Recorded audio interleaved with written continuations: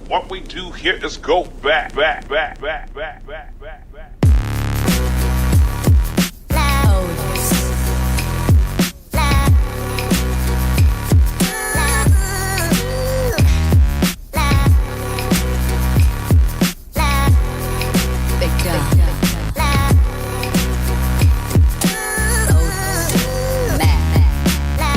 Entrepreneurship, real estate, trending news.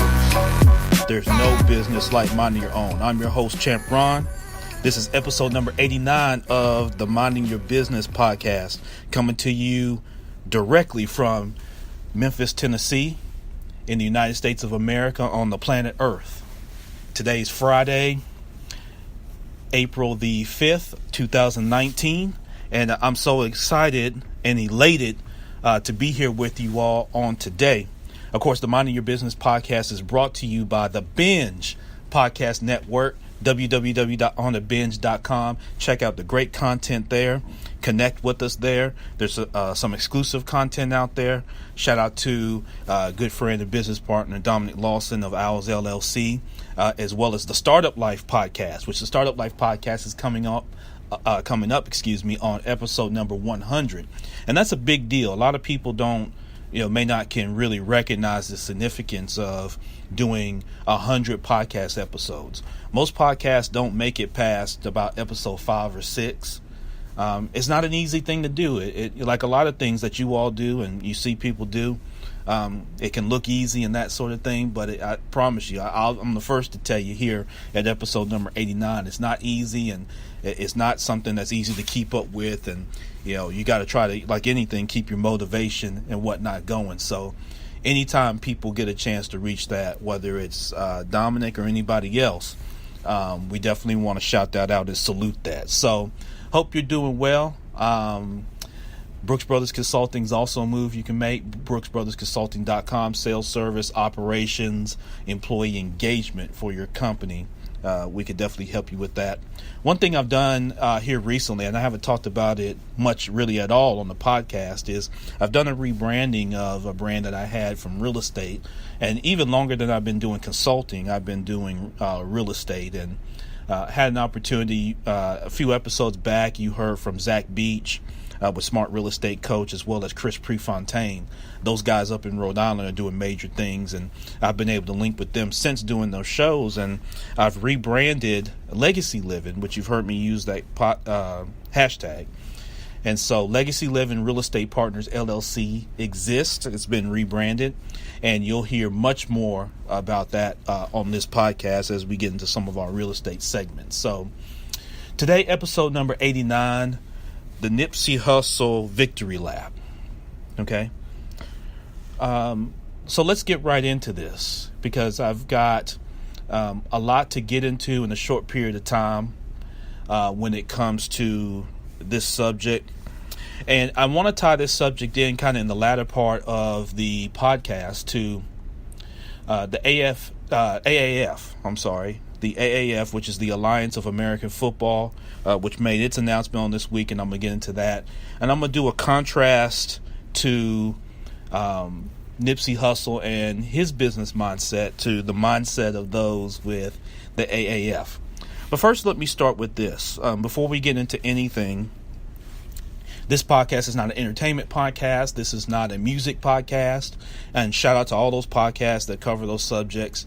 What I'm not going to do is I'm not going to get into the back and forth minutia, the back and forth pettiness about the impact of this, or who knew about Nipsey Hussle's music and at what point, and speculating on what happened. Right? You all seen the news. You can watch other shows and listen to other podcasts to get more in depth on, the speculation as to what happened and who did what, when, and this and that. We're not going to do that on this podcast. What I want to do, and like we always do, we talk about the best practices that come from these scenarios and trending news scenarios. So that's what we're going to get into today. All right. Nipsey Hussle was tragically murdered this past Sunday, March the 31st. right in front of his business. All right. So all of us can relate to whether you're a customer, whether you're an aspiring business owner, entrepreneur, whether you've been in business 100 years, whether you just started your business and got your EIN yesterday or 5 minutes ago. You can relate to and feel pain for a man, no matter what he looked like in the mirror, no matter what you look like in the mirror, to lose his life in that senseless way and then right in front of his business. This is a man that was engaged to Lauren London, a man with children, a man that was respected in the community, whether that's the rap community, whether it's the entertainment community, whether that's the business community. A man that forged great relationships all the way around. And so for that to happen, it obviously is extremely tragic. But let me go through outside of, and I've seen this on social media and things, and I was inspired by this, but people have been going through, I've seen people fussing about the documentary he was doing with the doctor, and all this kind of thing. And again, some people just have too much time on your hands. Go start a business or do something. You know what I mean? If you got that much time to go back and forth with every single person and look for what you can get mad about on social media, you've got time to do some other things, a little bit more positive. So Nipsey Hussle, we definitely salute you, brother. And you're definitely going to be missed in the community. And shout out to his entire family, his friends, his fan base, and the entire community and the entire culture, because it's definitely a great loss. And, on top of that, anytime that we have men and women, brothers and sisters that transition life in that kind of fashion, it's something that should bother us. And it shouldn't bother us to where we just talking and we move on to the next time it happens. But we should be looking at how we take action. And that's what these best practices today are going to be about. All right, West Coast rapper Nipsey Hussle. One of the things that always intrigues me, I know it intrigues you, minding your business community, as entrepreneurs, aspiring entrepreneurs, as business owners, as people that just look to level up in whatever areas that you're doing. One of the things that you've seen, even in the rap community over the last few decades, and it's not to get into who started this or started what, but as rap became more commercialized and you started seeing rappers get into other ventures, whether it's the Puffies, it's the LL Cool J's, it's the Ice Cube, Ice-T, Will Smith. I mean, again, I even hate naming names because I'm going to leave people out that, I shouldn't be leaving out in that conversation. Dr. Dre. People getting into all kinds of different ventures and leveraging their platforms to do other things. And I'm going to get into that as a best practice. But Nipsey came out the gate. Nipsey became known for his mixtapes kind of early on. And I'll share with you something he did that's a little unconventional with one of his mixtapes. But one of the things that people should know about Nipsey Hussle is, one, he was an investor. And he was an investor in himself and the people around him in the community. As I mentioned, he was murdered in front of his clothing store, which is Marathon Clothing. And he had started some years ago the Marathon Agency, which was a digital marketing agency. He co-founded with some other guys. And that was really designed where he invested into some of the startup costs and things like that. Was designed to help promote brands. And he was able to do that, even right up to promoting Puma. And so I'll talk about that some more. But, Marathon Clothing was right there in the neighborhood, right there in Crenshaw in Los Angeles, California. So he located his business right there in the neighborhood that he had come out of. And Nipsey always talked about, if you listen to his interviews, you listen to him speak, him go around, him interact with other people, you'll figure out pretty quick that Nipsey was someone that was a higher order thinker and always looked at how he's going to build the community up through business. And many of you are doing this too, whether it's through your nonprofit, through your organization, through your business. You're doing this as well. But Nipsey is doing this at the level while being a critically acclaimed rapper.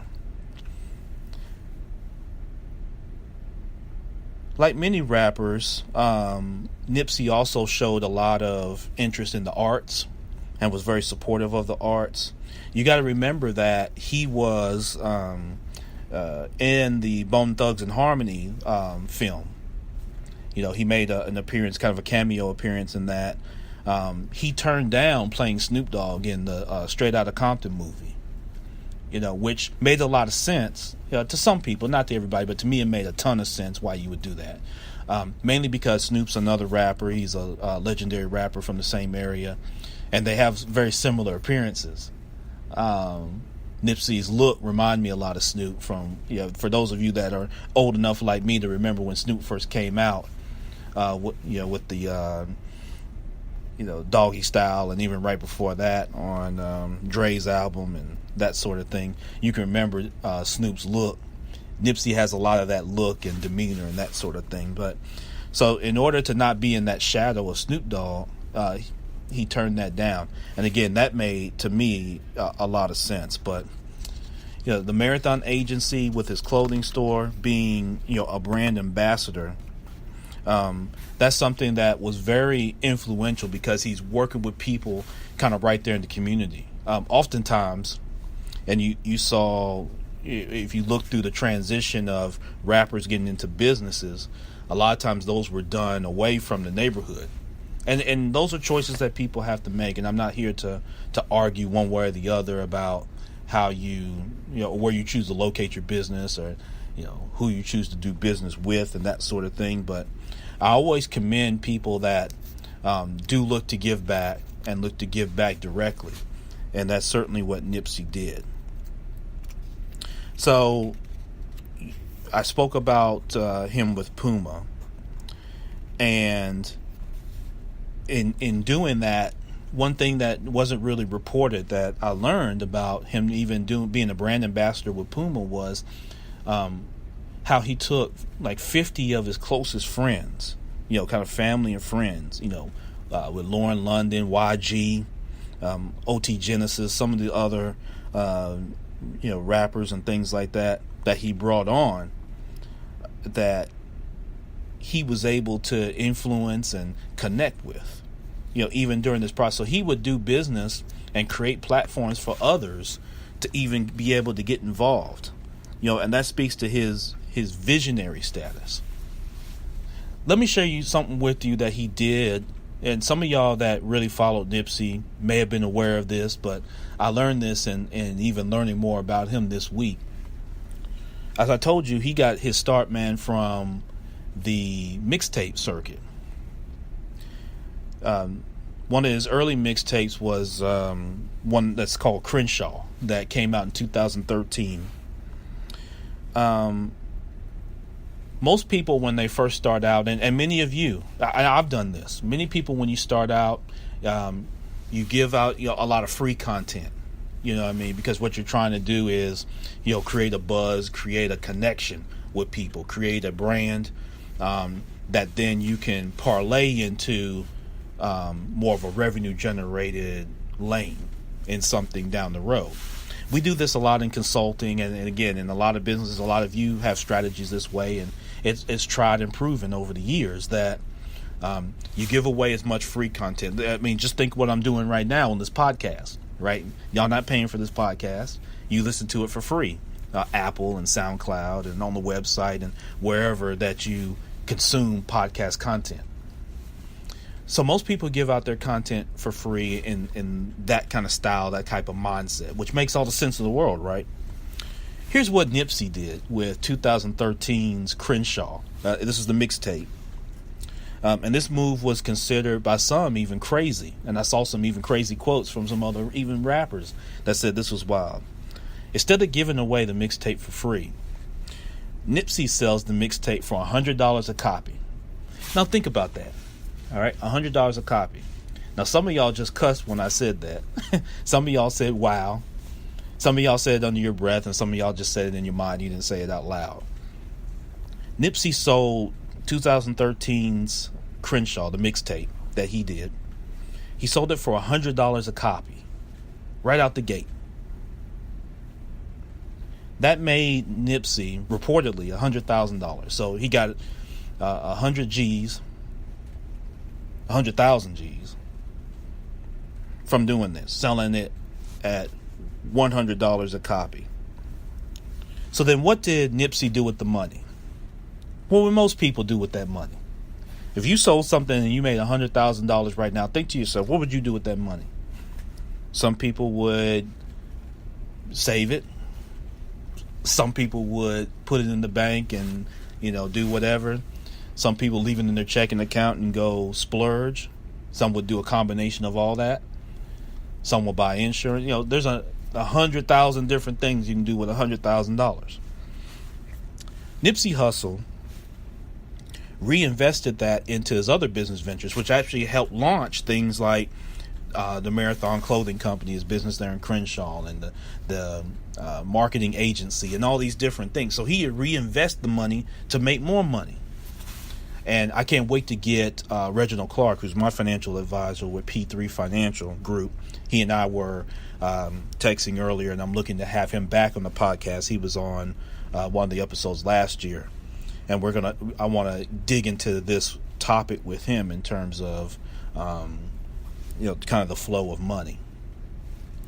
But this is what Nipsey Hussle decides to do with his money. He reinvests it. So he takes the $100,000 and invests in vetted, sustainable projects that allowed him to then generate more money and create more of a platform.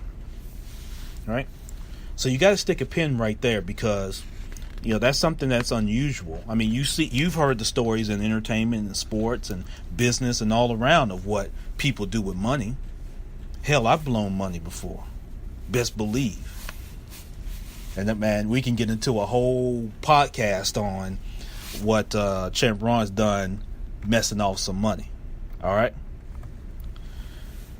Here's something else that's tied to what he's done that's really even more near and dear to my heart, as I've shared with you all about my past with Entre Memphis, the co-working facility that I founded here, that actually is no longer in existence, but I found it here in Memphis.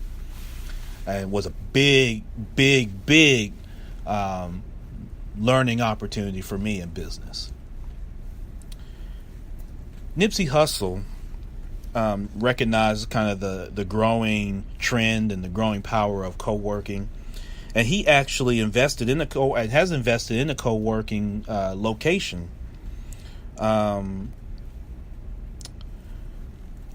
He teamed up with some folks there in the LA area. I think it was back in 2018, so it might have been just about a year ago, where he invested in that. And Gary Vaynerchuk and some other folks were kind of there with him, but he invested in what's called Vector 90, which is located right there in Crenshaw in LA. And it's a co-working space, but here's the difference. It's not just a co-working space solely for entrepreneurs looking for office space and that sort of thing. Nipsey Hussle creates a co-working space for inner city youth, for youth right there in Crenshaw. And he has STEM training in there. So STEM as science, technology, engineering, and mathematics. So he has STEM programs within his co-working facility. So not only does it provide kind of a safe haven, inexpensive way for entrepreneurs or companies vetting out an area or whatever to have flexible office space, but now he's opened it up to inner city youth, which is really unique. And so you can hear right now the type of innovation mind that this brother has and what he had. And so, he did an interview that you can look up actually on YouTube that he did with Black Enterprise Magazine, where he talked about the entire process of developing a co-working facility. So again, that's, those are things that are very unique when you start talking about one Nipsey Hussle and just his business mindset at 33 years old. You know what I mean? And so I want y'all to be able to understand where this brother was really coming from. And I've seen the comparisons with Tupac Shakur and that sort of thing, and you can debate that till the cows come home. Me personally, I think it's two completely separate lanes. I don't, I'm slow to get into a lot of comparisons with people, because while there's similarities, Tupac, back in the 90s, it's a different environment. 2019 to 1995, 96, that time of thing, but both were very influential in somewhat different lanes, in different ways. But getting into the argument with that, to me, is futile and really is beside the point. So let me take a time to shout out everybody. CM, what's going on, my brother? How you doing? Ms. Marshall, what's up, girl? How you doing? Thank you for joining in. Quincy, what's up? Shout out everybody on Facebook Live. Dominic, was getting with you, man. Glad you could join on. Kim, what's going on? Janice, how you doing? My folks there on Spreaker Live. So, one other thing that Nipsey Hussle did, and he did this in the neighborhood, and he partnered with DJ Khaled and some other folks. So this is in addition to Vector 90, which was the co-working facility that he's got out there. There was the luxury beach hotel, Viceroy, that he invested in with DJ Khaled and some other investors. And the idea behind it was not just ownership of this particular facility. So you see this a lot, people, whether it's rappers, whether it's other businessmen and women, people in entertainment. Of course, buying real estate is obviously nothing new. And I talked earlier about Legacy Living Real Estate Partners.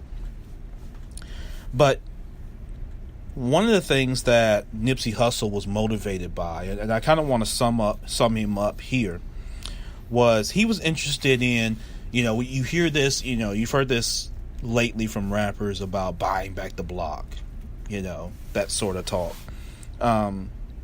He was interested in more buying the neighborhood back from corporations, which is really what buying the block is buying it back from people that don't look like you, that don't come from your culture, that have invested in your neighborhood in order to operate in capitalism and benefit from the capitalism in a particular neighborhood of other people,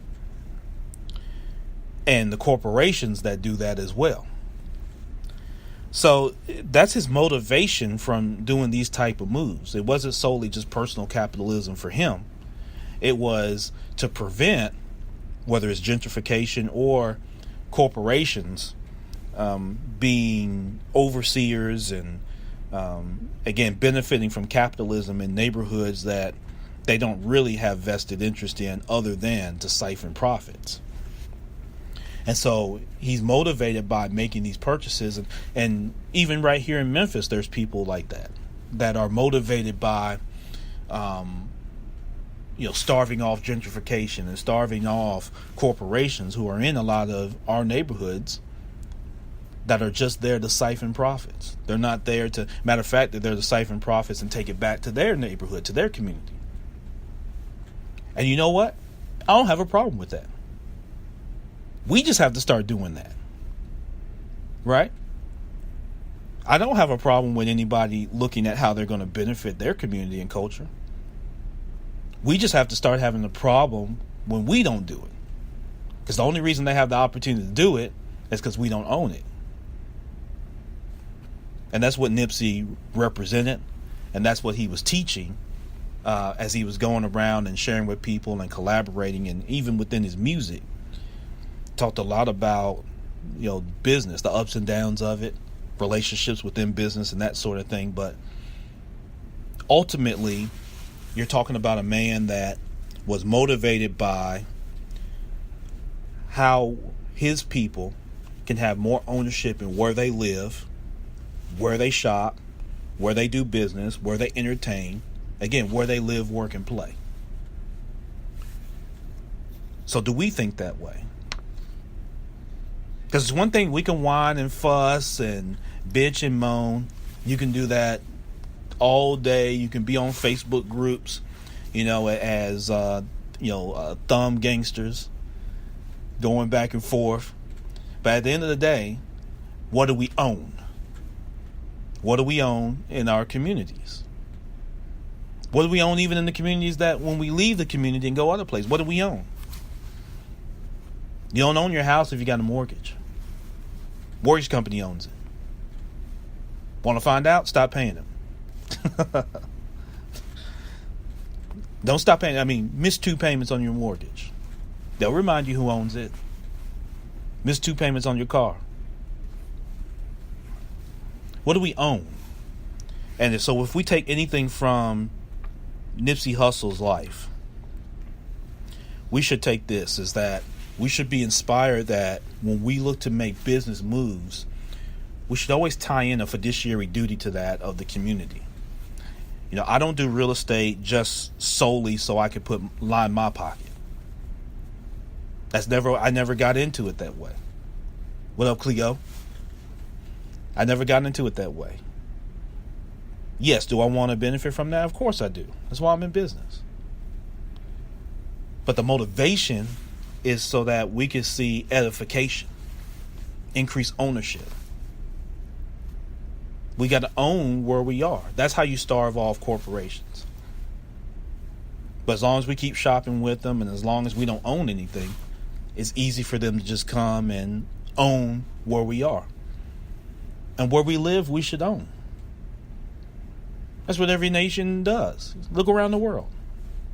Profitable nations that succeed, have ownership. Not whining, not belly aching, not moaning and complaining. Ownership. So, shout out to Nipsey Hussle. May he rest and operate in his next phase of life as he transitioned this side of life. Shout out to Lauren London and the children, his family here, and his family and friends and fans around the world. But we should be inspired by his life and by the business moves that he made.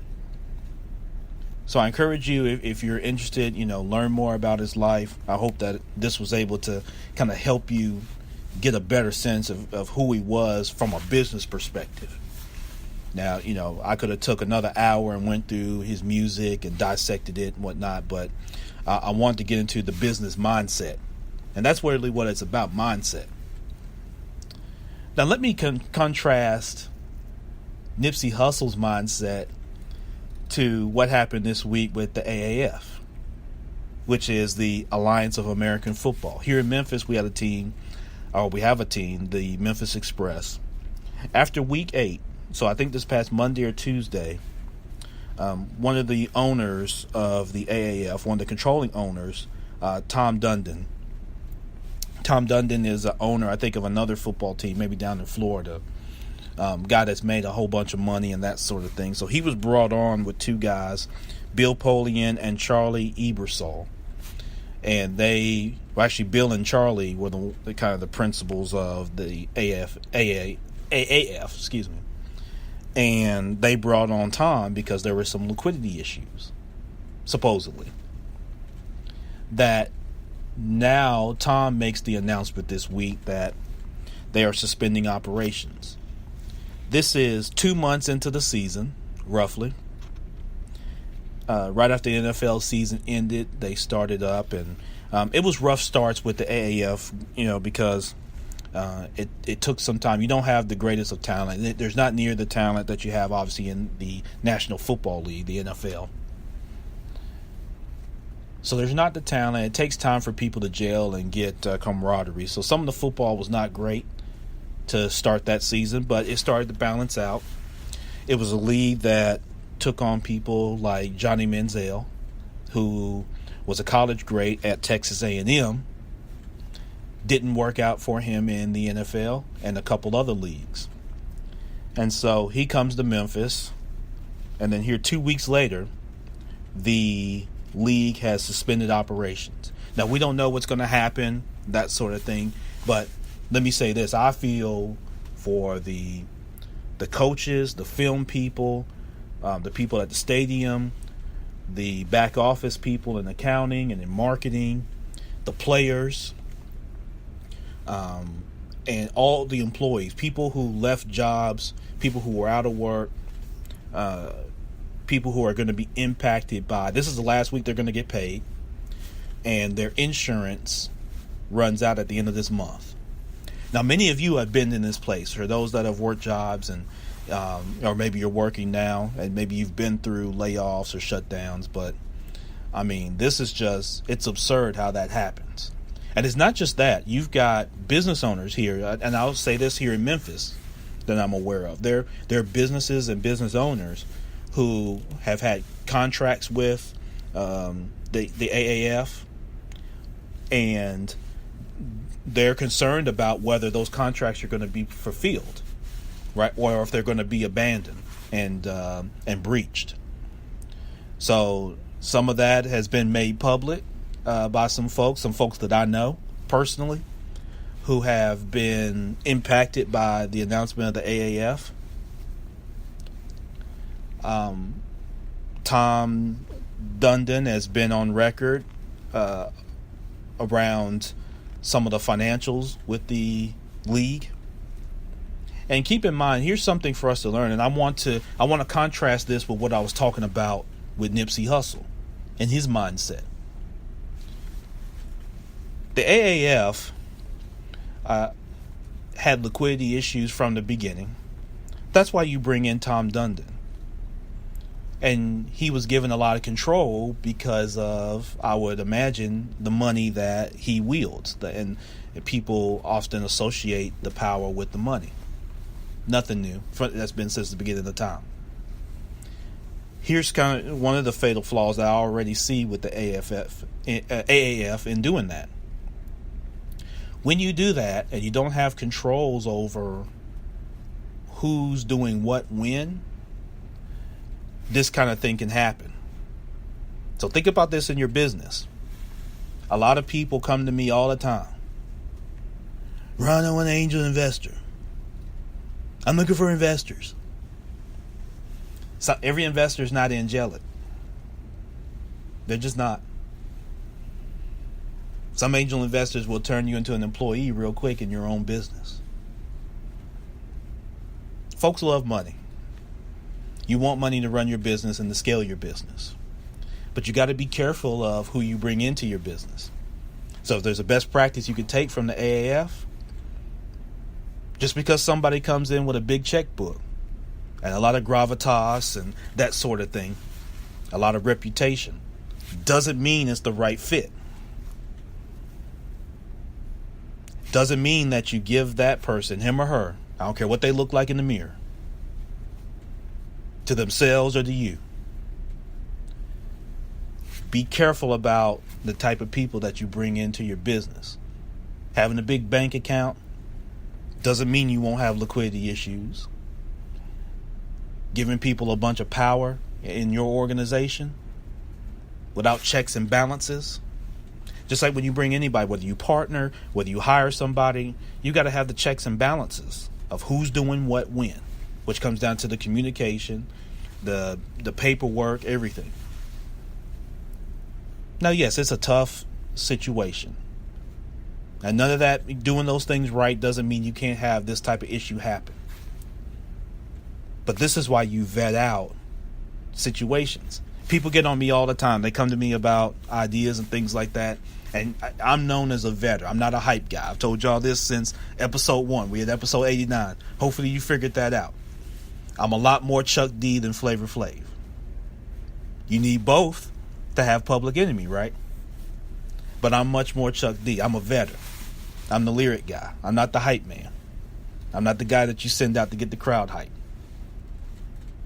I'm just not. I know that lane. Why? Because I paved that street. But here's the thing with the AAF. I don't know what's going to happen with it. You know, whether it's going to be reconstituted or new people are going to come in. But I want you to take away that best practice of be very careful and make sure you vet out. It's one thing to have money. and to get excited about that. A lot of people get excited. Someone show up and they say they're doing this. That's why you see in my business, I don't talk about how much money I make, or you'll never see me post a picture of a check. Some of these folks have fake checks out here. They be, you're not gonna see me like some of these folks, with posting up wads of money. You won't see that on any of my websites. You won't see me talk about that. You won't. That's irrelevant, and for a lot of cases that's fake. And even if it's real, you don't know the story behind it. Could be real, could be legit, but you don't know the story behind it. But one of the things that I do is I vet situations out, which means that I like to lay it out. Again, I'm a Six Sigma guy, process guy.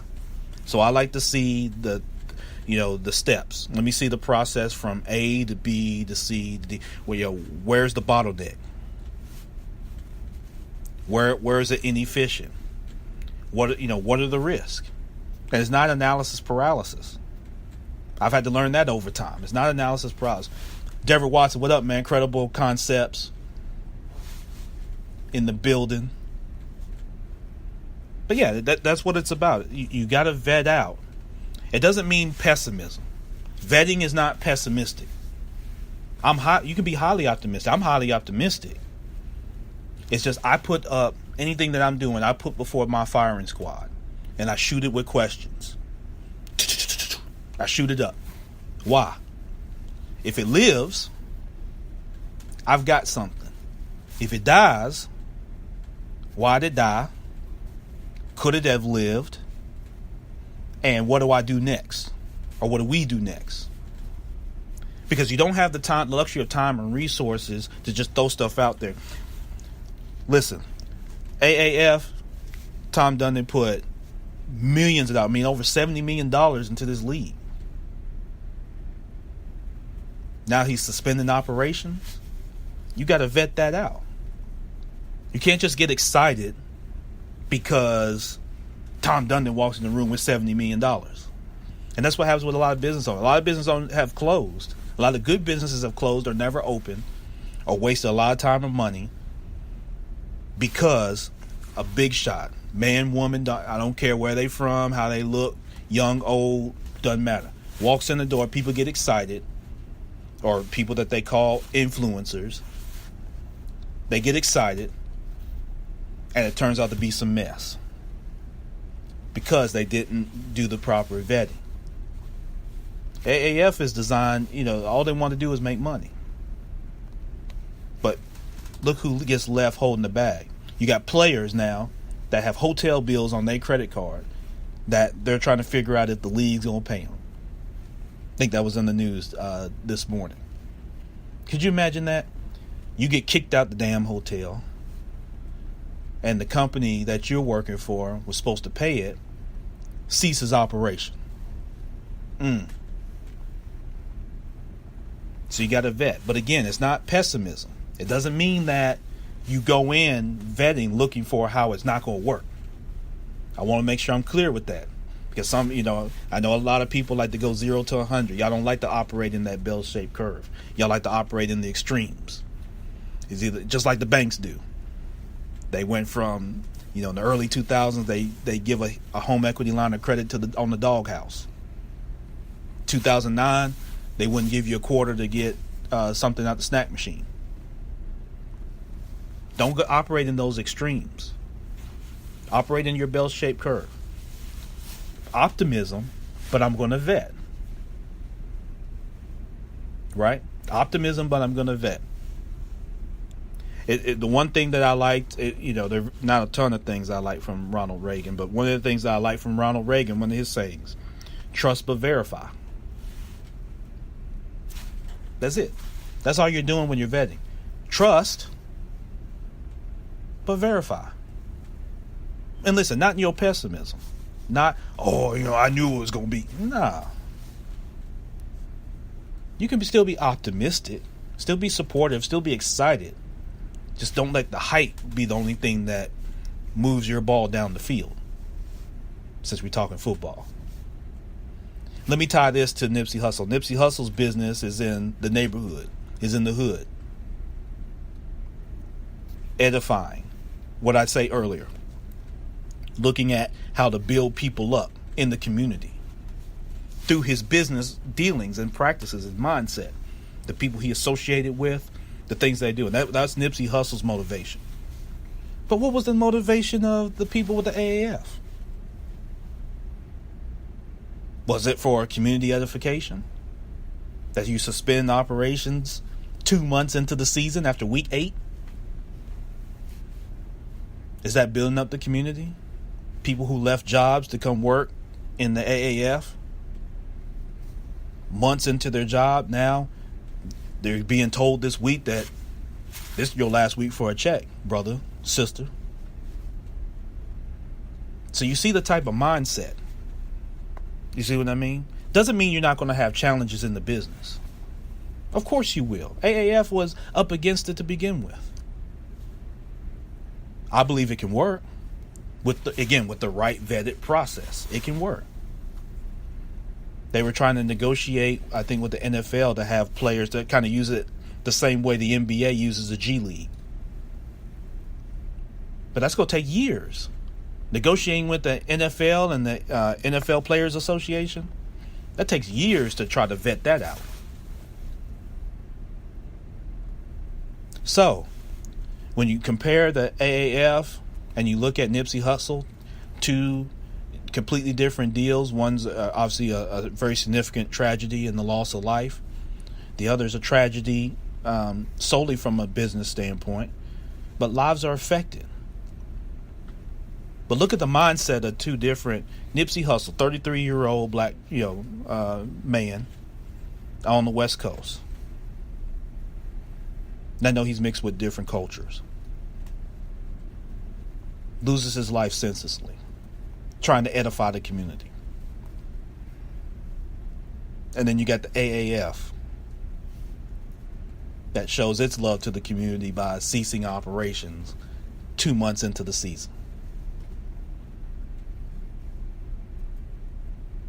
Y'all hit me up, Ron at themybpodcast.com. Let me know your thoughts on this. Hit me up on social media at ChampRon, on the various social medias on Facebook. Let's continue the dialogue, and then how do we evolve the dialogue into action? We can argue all day about doing business in the neighborhood. And I've had this conversation with several people about is it practical and does it make sense to locate your business in the neighborhood that you grew up in?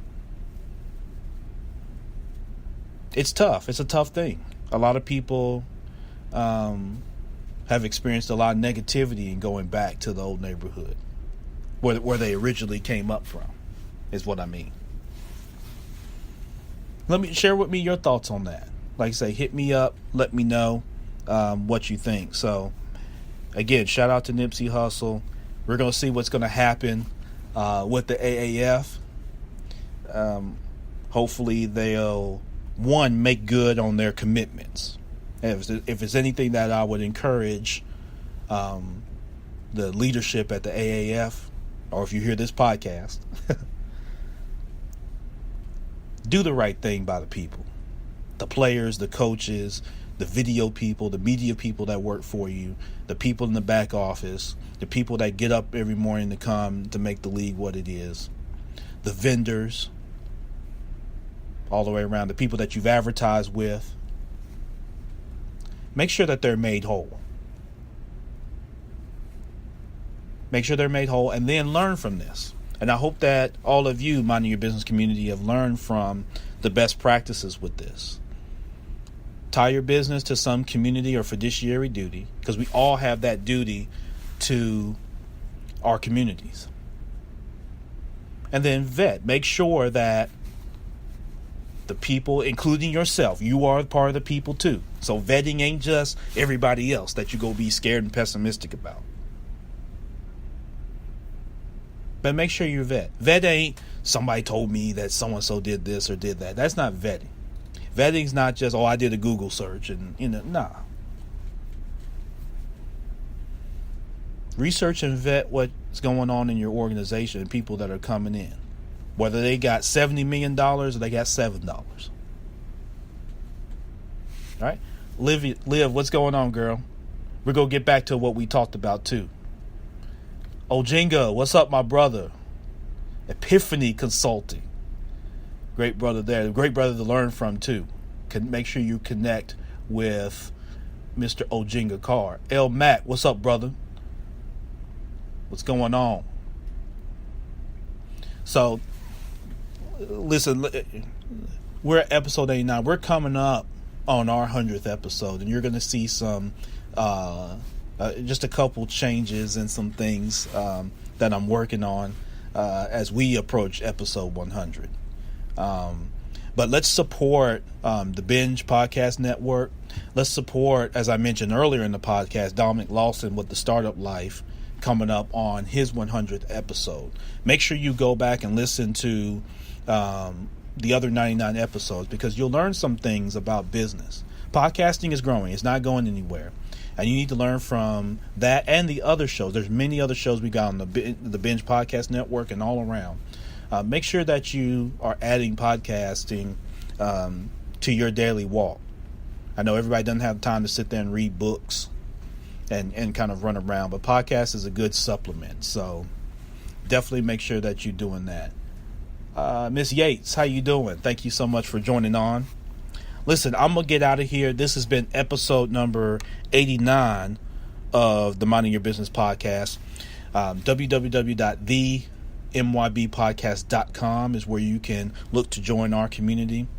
We have a buying audience, so if you're interested in connecting your brand, your business, your upcoming event, your nonprofit to our buying audience with the Minding Your Business community, we're nearly 2 years in. We have thousands of downloads from every episode all the way around. We're coming up on number 100, so we've got some staying power, and we're very fortunate in that. But make sure that you email me if you're interested. We love to tie your brand, and I'd love to be able to promote your brand to people so people know what you're doing, and not just know what you're doing, but then can connect and do business in the way that you see fit to do business. So I'm out of here. Champ Ron, the ultimate wingman to your success. Shout out to, again, Nipsey Hussle and his family, his fan base, his community. AAF people, leadership, get that together, do the right thing. And I definitely feel for AAF staff and employees all the way around. So with that being said, we're going to be out of here today. Thank y'all so much. This was a great episode, great kind of opportunity for me to share some things. Next week, I'm actually going to be traveling, so there won't be an new episode on next week. But then following that, I will be right back at you with some more content here on the Minding Your Business podcast. Entrepreneurship, real estate, trending news. There's no business like minding your own. Go be great.